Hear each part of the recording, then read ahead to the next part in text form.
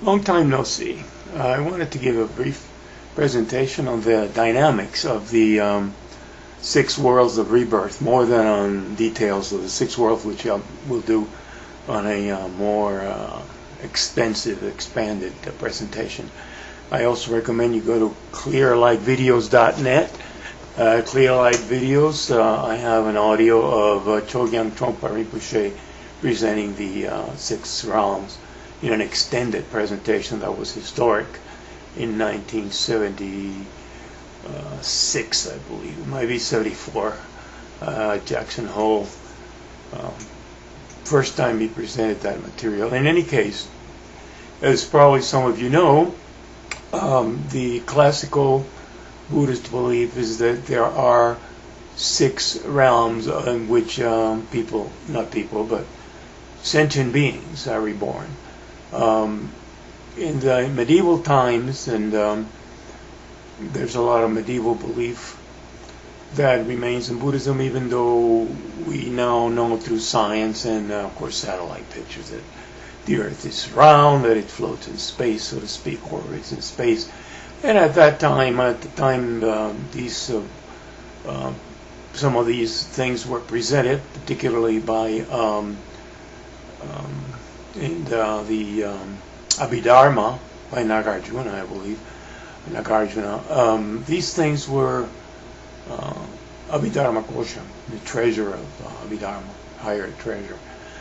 These things were believed literally just as much as in the West we believed the Earth was flat for a long time.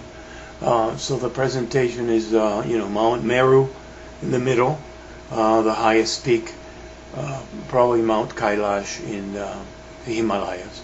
And then it's surrounded by several concentric circles. So it was believed that in this Mount Meru, in this part, it was subdivided into four subcontinents. The sky was different colors, and humans lived in a certain quarter, in the southern quarter, I believe, Jambudvipa. So the six worlds were all contained in this flat Earth with a peak, and it would go six. The pleasure beings, or what they call gods, but they're not really gods. They're more like, again, pleasure beings. Live in the very peak.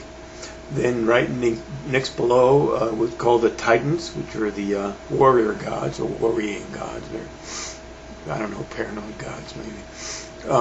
After that came the human world, and those are the three higher rebirths, of which the human is still the best, even though not the most pleasurable, because we have an even mixture of pain and pleasure, and you have the capacity, the awareness to examine our situation and practice Dharma and get out of this cycle impelled by karma. It's not something that we say, oh, I'm going to be born in the God world, I'm going to be born in the animal world. Karma does it for us as a consequence of the seeds we plant, our behavior, mental and physical.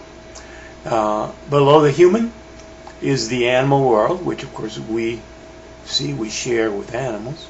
Below the animal, then, an invisible world to us, which is the hungry ghost, the preta, the never satisfied spirits, and then below that the hell worlds, which were believed to be like underground, literally, just as in the Middle Ages a lot of people believe hell was physically, literally underground.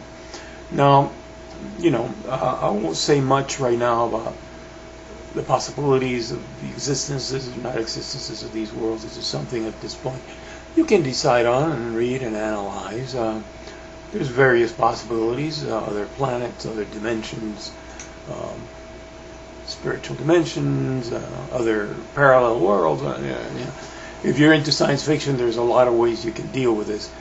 But the important thing is the dynamic. I'm going to talk about the dynamic.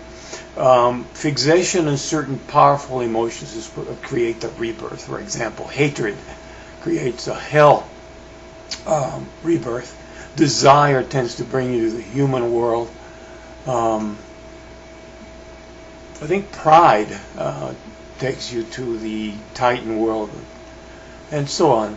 So these worlds, from the most pleasurable to the most painful, are states. And what we can say, we can look at it also, let's look at it from a psychological point of view in this brief presentation. In other words, we go through all the different worlds. Every instant, the existence is flashing every moment. You know, our mind stream is really a series of flashes of existence, moments, and that's what creates consciousness. Is a chaining concatenation of moments that go so fast. It's like a moving picture that looks solid. So, you know, one moment I may be furious, the next moment I may be sad, and the next moment I may feel love or lust for someone. So every moment we go through this. And we can say psychologically that we can see how we can get fixated in certain emotional states. For example, take a Hitler fixated on hatred that he projected onto, you know, a certain group of people. Or say Wall Street, you know, I've talked to a guy who was a stockbroker. He says he would eat antacids all the time, and he was threatened with being fired all the time. You know, very competitive, kind of grabbing, competitive, jealous state, which would be like living in the world of the Titans, the jealous gods. So the point being that, you know, we can look at our own emotions and see if we are stuck. You know, meditation is very helpful. We can look at our emotional state, and if we're stuck in a certain state, it's as if we were living in that world. You know, the world gets colored with our states.